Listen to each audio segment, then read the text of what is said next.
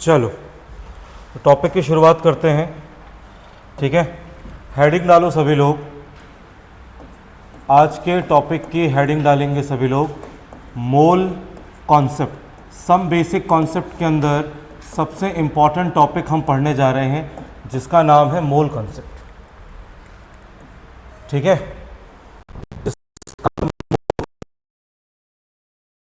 Mole concept से क्या समझते हैं?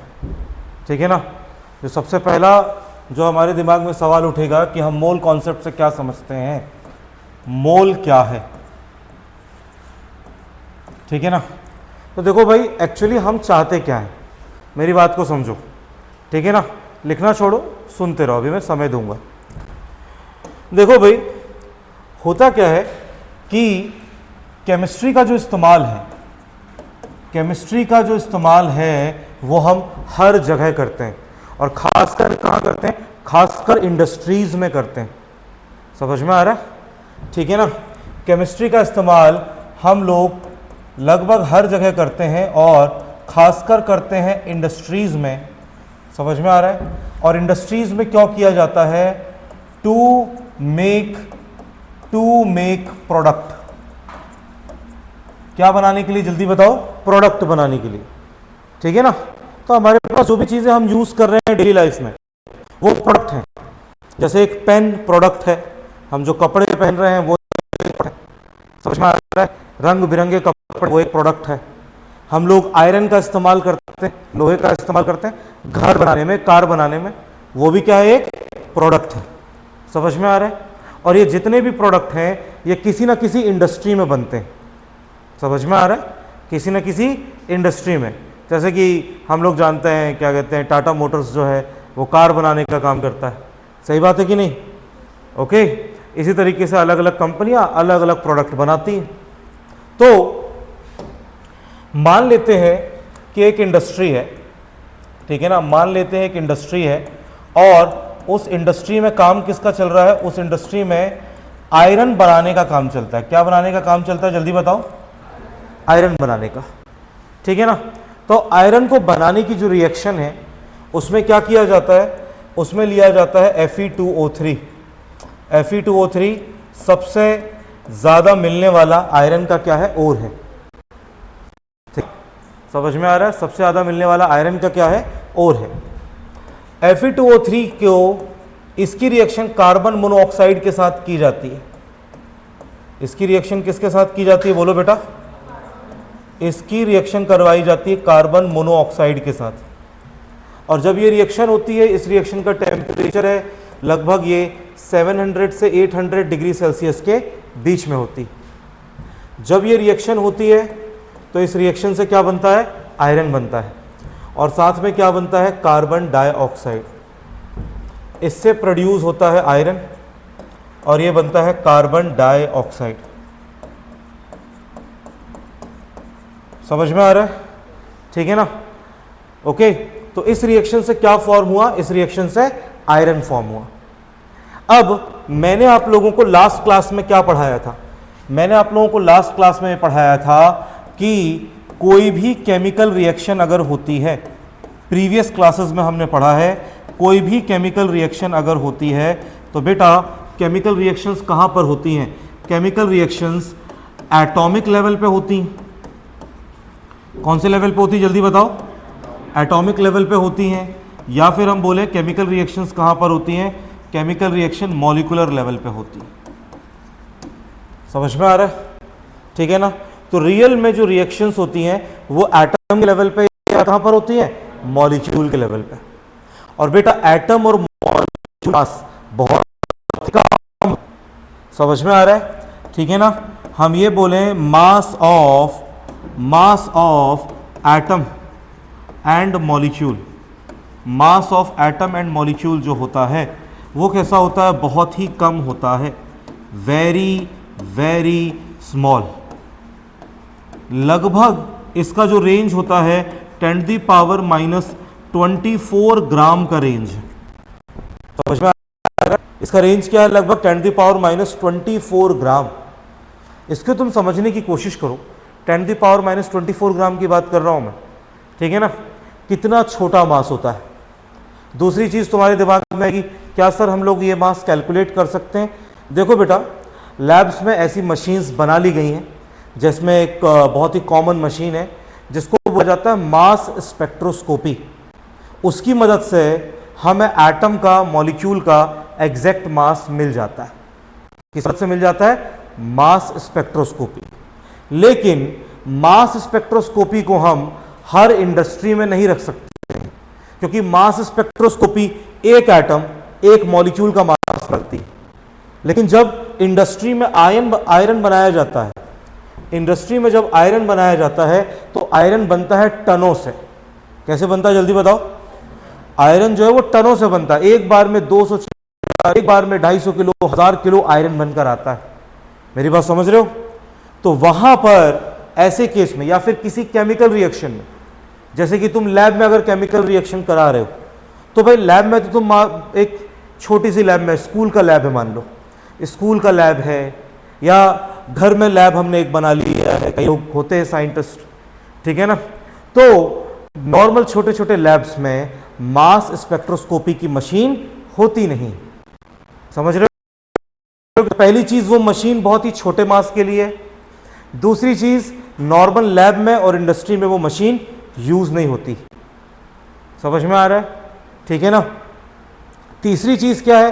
तीसरी चीज ये है कि मुझे प्रोडक्ट बनाना है, तो जो मैं मास कैलकुलेट करूंगा, जो मेरे पास वेइंग मशीन होगी, वो as low as gram, milligram तक मेजर कर सकती है। कहां तक मेजर कर सकती है बताओ?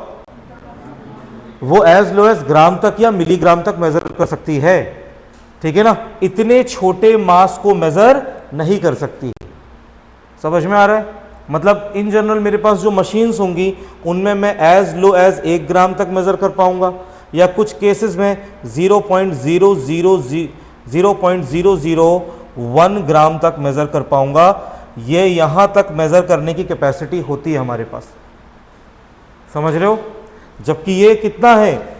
ये है 0.00000000000। ठीक है, कितने हो गए? 4 बार लगा दिया हूं, 1 2 3 5 बार, 6 बार, ठीक है ना, 7 बार, 8वीं बार। लगभग इतना कम मास है। समझ रहे हो? इतने कम मास को हम लोग लैब में मेजर नहीं कर सकते, लेकिन केमिकल रिएक्शन आपको लैब में करवाई जा। समझ में आ रहा है? तो हमारा मेन एम क्या है यहां पर? हमारा मेन एम है कि मेन एम यह है हमारा कि हम मोल की मदद से क्या करना चाहते हैं। मोल की मदद से हम मास को, समझ में आ रहा है, मास को नंबर ऑफ एटम्स, मास को नंबर ऑफ एटम्स या मॉलिक्यूल्स से रिलेट करवाना चाहते हैं। मेरी बात समझ रहे हो? किसको किससे रिलेट करवाना चाहते हैं? समझ रहे हो? आ रहा है? ठीक है ना।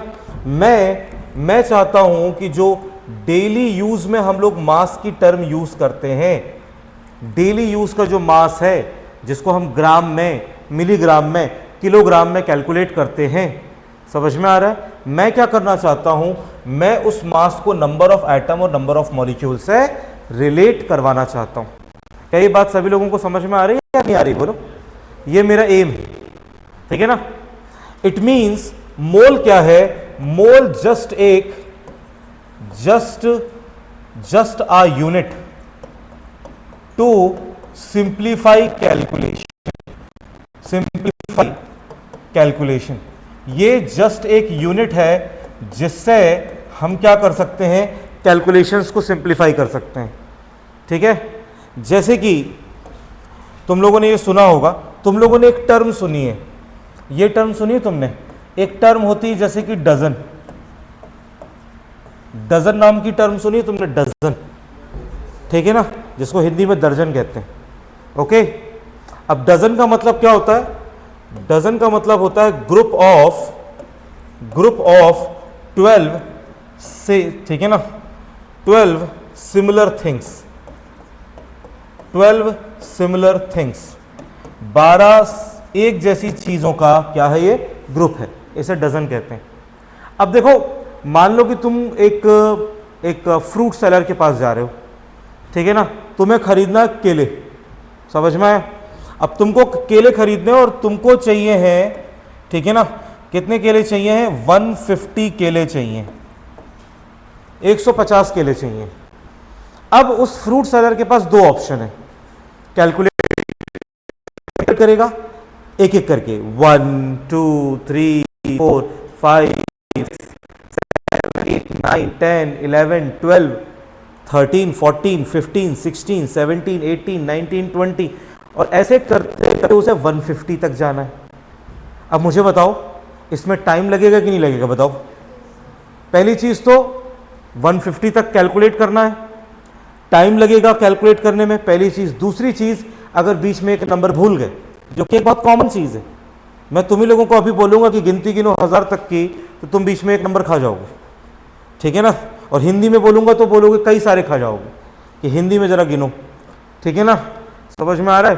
वो वहां से सीधे 10 नंबर गायब होते हैं, ठीक है ना। 69 और 79 किसी को पता ही नहीं है, सही बोल रहा हूँ गलत बोल रहा हूँ, ठीक है, आ रहा है समझ में।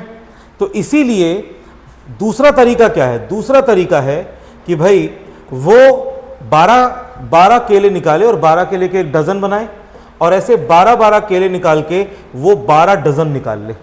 12 तक कैलकुलेट करना आसान है, फटाफट 1 2 3 4 5 6 7 8 9 10 11 12, 12 साइड कर दिए। ऐसे करते करते उसने कितनी बार किया, 12 बार किए, 12 टाइम्स, समझ में आ रहा है। तो 12 टाइम्स किया तो 12 डजन अगर निकाले तो 12 इंटू 12 कितना हो जाएगा, 144 बनानाज। बोलो हाँ या ना, 144 बनानाज हो जाएगा। और हमें कितने चाहिए थे, 150, और 6 और दे देगा। मतलब सीधी सी बात है, उसको निकालने होंगे 12.5 डजन।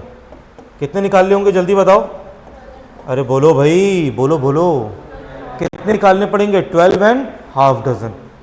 ये उसे कैलकुलेट करना पड़ेगा, ठीक है ना। तो 12.5 डजन का मतलब भी 150 केले हैं, बस बोलने का तरीका बदल गया। बदला कि नहीं बदला। और इसने कैलकुलेशन को क्या कर दिया, इजी कर दिया।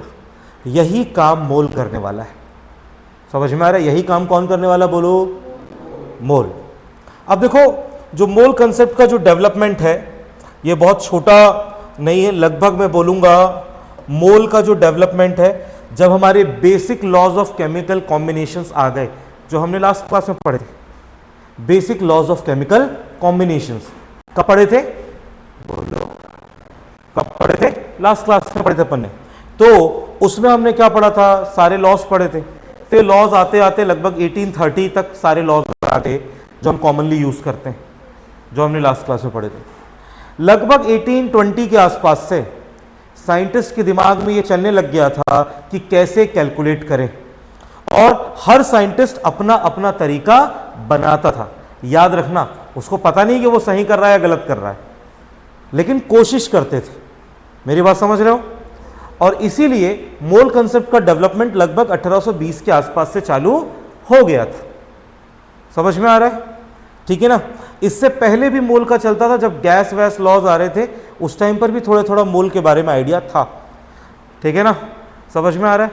लेकिन मोल को हम जो अभी मोल पढ़ते हैं, ठीक है ना, ये जो मोल है, ये मोल जब हमारा मास स्पेक्ट्रोस्कोपी डेवलप हो गया, मास स्पेक्ट्रोस्कोपी डेवलप होने के बाद, ठीक है ना, ये वाले जो मोल है इसको फाइनलाइज किया गया।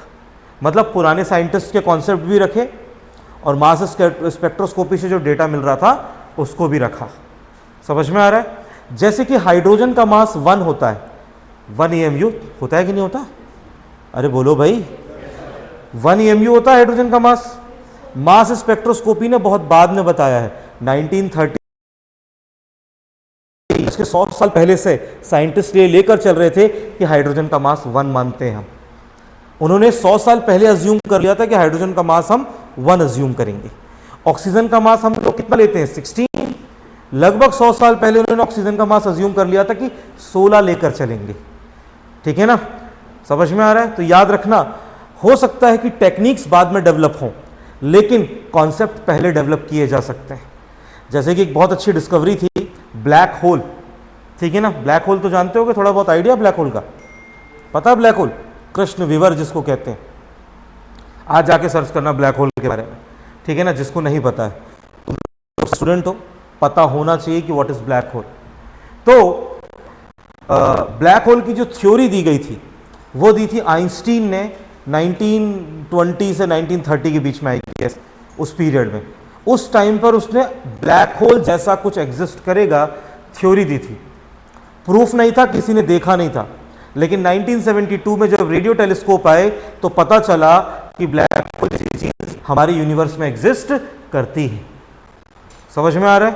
और जाके रिसेंट 2020 में जाकर पहली बार ब्लैक होल की रियल इमेज देखने को मिली। समझ में आ रहा है? ठीक है, तो चलो हम लोग क्या करते हैं, मोल कॉन्सेप्ट में आगे बढ़ते हैं। आपको सब कुछ लिखने का टाइम दिया जाएगा, आगे बढ़ते हैं। मैं मोल कॉन्सेप्ट दो चीजों के लिए अलग अलग बताता हूं। पहले मैं मोल कॉन्सेप्ट बताता हूं किसके लिए? फॉर एलिमेंट के लिए, ठीक है ना, एलिमेंट के लिए मोल बता रहा हूं पहले एलिमेंट के लिए। और इसमें मैं क्या कर लूंगा बेटा, यहां पर लिख लूंगा मैं अलग अलग एलिमेंट, अलग अलग एलिमेंट लिख लिए, और एलिमेंट का एक्चुअल एटॉमिक मास लिखा। एलिमेंट का क्या लिख रहा हूं? एक्चुअल एटॉमिक मास, जो कि मुझे किससे मिल जाएगा? मास स्पेक्ट्रोस्कोपी से मिल जाएगा। किससे मिल जाएगा बोलो? जिसका एक्चुअल मास मुझे मास स्पेक्ट्रोस्कोपी से मिल जाएगा। ओके, तो हम क्या कर लेंगे, हम यहां पर कुछ एलिमेंट्स ले लेते हैं समझाने के लिए। हमने ले लिया element hydrogen, helium, carbon, nitrogen, oxygen, ठीक है। हाइड्रोजन का एक एटम का रियल मास होता है 1.67 इंटू 10⁻⁻24 ग्राम। समझ में आ रहा है? ठीक है ना, हाइड्रोजन के एक एटम का रियल मास है। हीलियम का होता है 6.65, लगभग 6.65 इंटू 10⁻⁻24 ग्राम, ठीक है ना। कार्बन का होता है 19.9 इंटू 10⁻⁻24 ग्राम, ठीक है। ओके, ये सब मास स्पेक्ट्रोस्कोपी से निकाले गए हैं। ओके, अरे बोलो, ठीक है ना। इसका होता है 23 इसका मास होता है नाइट्रोजन का 23.26 इंटू 10⁻⁻24 ग्राम, ठीक है ना। और इसी तरीके से ऑक्सीजन का देख लेते हैं। ओके, इसी तरीके से ऑक्सीजन का देख लेते हैं कितना आ रहा है।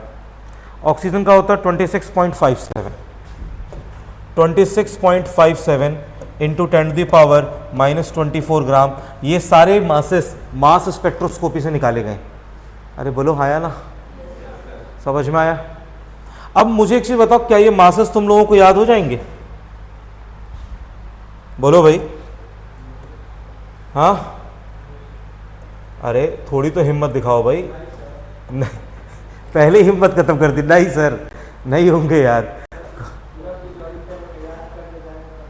यस, ये इसने बहुत सही बात बोली कि सर पूरे पीरियोडिक टेबल का याद करेंगे तब तो बहुत ज़्यादा हो जाएगा। और यस, ऑब्वियसली आपको इन रियल मासेस को याद नहीं करना, ठीक है ना। तो इन्हीं को याद करने के लिए एक दूसरा कॉन्सेप्ट दिया गया जिसको बोला जाता है रिलेटिव एटॉमिक मास। क्या बोला जाता है, जल्दी बताओ? एक दूसरा कॉन्सेप्ट दिया जाता है जिसको कहा जाता है रिलेटिव एटॉमिक, जिसको कहा जाता है रिलेटिव एटॉमिक मास। थोड़ा सा हम इसको इधर ले आते हैं, जगह हमको और चाहिए होगी। इसको हम कहते हैं रिलेटिव एटॉमिक मास। अब रिलेटिव एटॉमिक मास के कॉन्सेप्ट में क्या किया गया, देखो, रिलेटिव एटॉमिक मास, देखो इसके कॉन्सेप्ट में देखो शुरुआत में क्या किया गया। शुरुआत में साइंटिस्ट ने सोचा, देखो यार, सबसे छोटा हाइड्रोजन है, हाइड्रोजन को रेफरेंस मानकर आगे बढ़ते हैं, ठीक है ना। और हाइड्रोजन सबसे छोटा है, उसका मास सबसे छोटा होगा, इसको रेफरेंस मानकर आगे बढ़ते हैं। तो उन्होंने बोला हम अज्यूम कर लेते हैं हम अज्यूम कर लेते हैं कि 1.67 इंटू 10⁻⁻24 ग्राम ये सबसे छोटा मास है, इसको अज्यूम कर लेते हैं 1 AMU। क्या अज्यूम कर लेते हैं बताओ, बोलो बोलो, 1 AMU अज्यूम कर लेते हैं। 1 AMU या फिर U। AMU का फुल फॉर्म होता है atomic mass unit, atomic mass unit, या फिर U यूज कर लेते हैं अकेला। U का मतलब होता है यूनिफाइड मास, यूनिफाइड मास। हमने मान लिया कि हाइड्रोजन का मास मान लिया 1 AMU, ठीक है।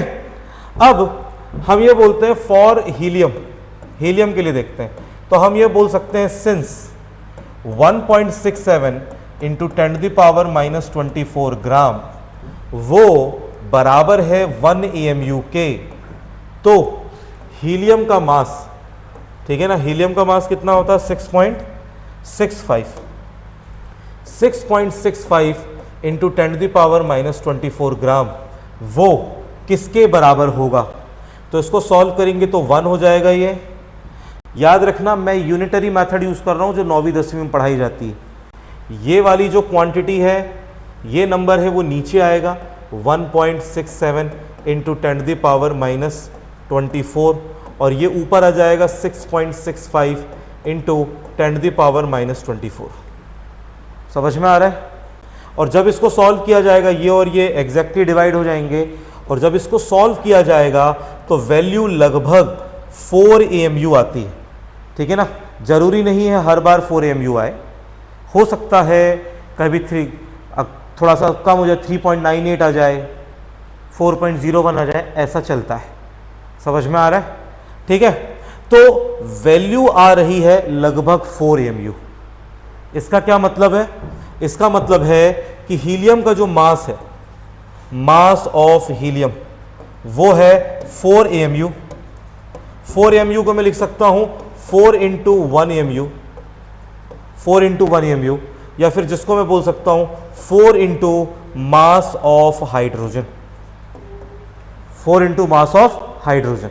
तो इसका मतलब कि हीलियम के एक एटम का मास हाइड्रोजन के एक एटम के मास के 4 टाइम्स है। कितने टाइम्स है बोलो, 4 टाइम्स है। हाइड्रोजन के एक एटम का मास, सॉरी, हीलियम के एक एटम का मास हाइड्रोजन के एक एटम के मास का 4 है। क्या ये सभी को समझ में आया। तो इसी मास को कहा जाता है, जो हम AMU में निकाल रहे हैं, इस मास को कहा जाता है रिलेटिव एटॉमिक मास।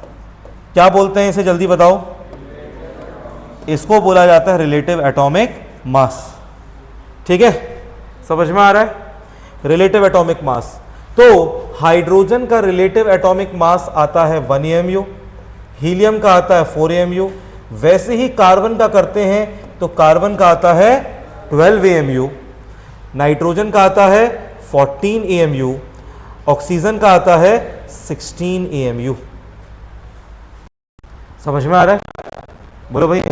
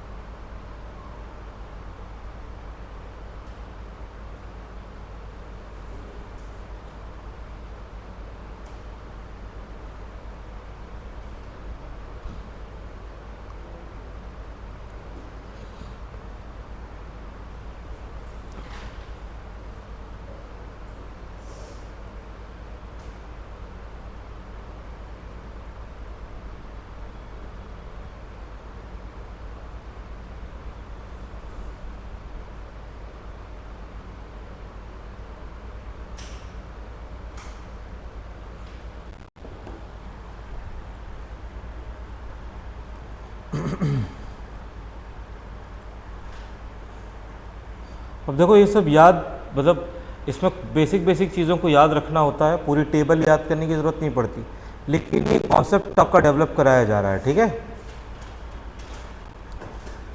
कि आखिर मॉडर्न सेंस में क्या मतलब है इसका।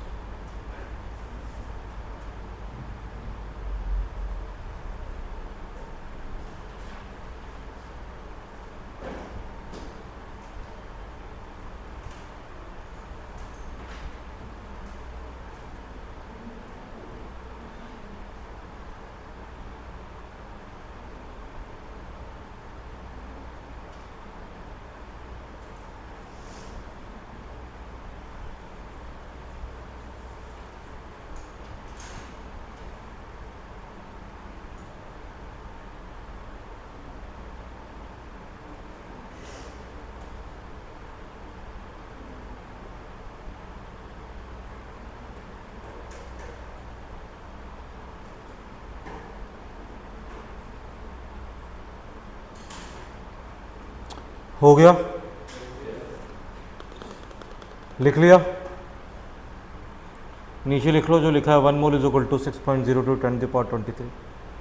लिखो इसे जल्दी।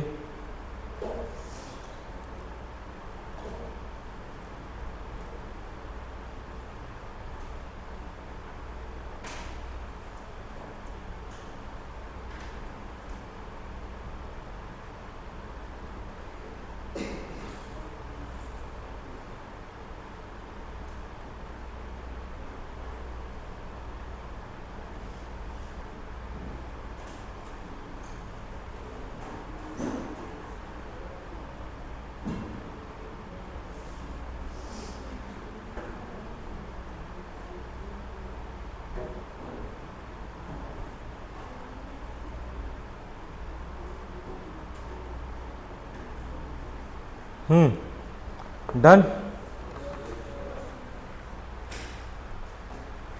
इसको लिखो।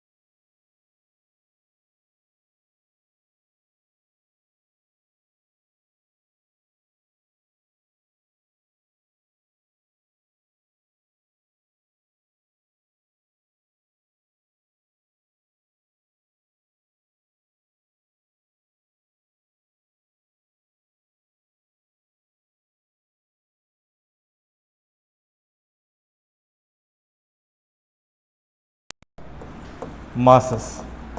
देखो अगर हम एग्ज़ाम की बात करें तो उसमें कई बार मासेस दे देता है, कई बार मासेस नहीं देता है। कोई थोड़ा सा ऑड एलिमेंट है जो जनरली नहीं